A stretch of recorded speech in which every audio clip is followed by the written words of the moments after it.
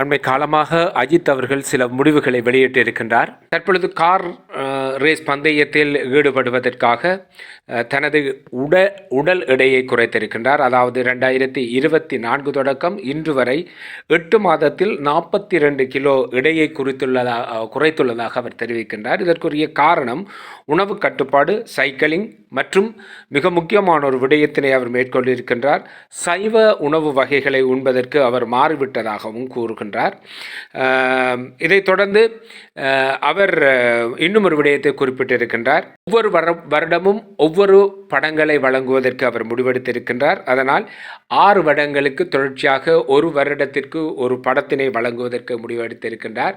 2025 நவம்பரில் தனது அடுத்த படத்தை ஆரம்பித்து 2026 கோடை காலத்தில் அந்த படத்தை வெளியிடுவதற்கு முயற்சி செய்திருக்கின்றார். இது நடிகர் அஜித் அவர்களின் புதிய அப்டேட்கள்.